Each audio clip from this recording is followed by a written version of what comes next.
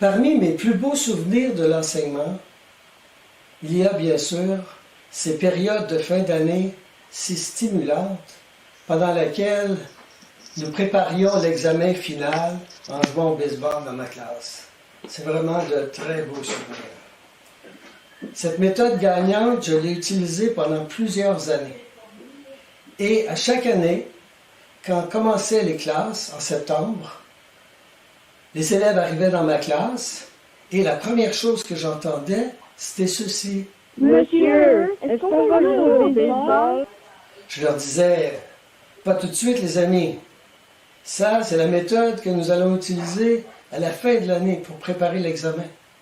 Alors d'ici là, il faut bien travailler et vous allez voir, nous allons passer une excellente année scolaire.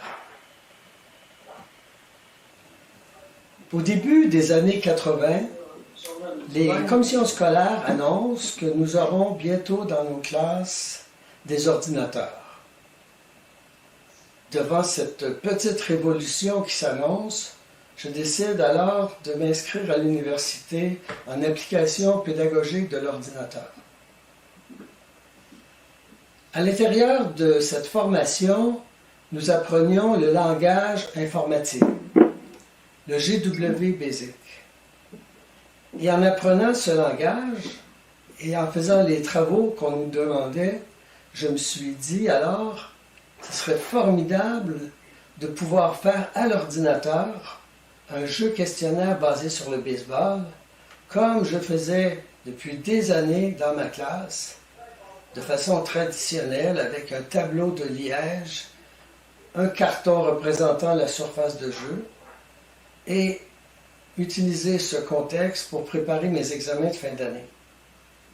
Faire ça sur ordinateur, voilà un projet formidable. Alors, après beaucoup d'efforts, j'ai réussi à programmer ce fameux jeu, après 60 000 lignes de programmation. Je me suis présenté chez un éditeur et enfin, ce projet était réalisé. Il prenait la forme suivante. À l'époque, les logiciels se présentaient dans un petit cartable comme ça, avec à l'intérieur la fameuse disquette 3 pouces et quart, un guide pour expliquer le jeu, et tout ça, c'était vendu soit à l'unité ou encore sous forme de licence aux commissions scolaires.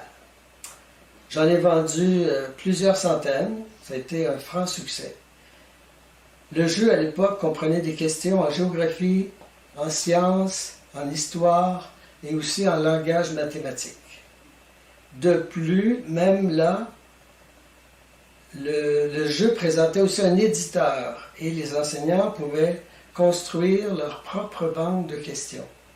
C'était vraiment un projet qui a très très bien fonctionné.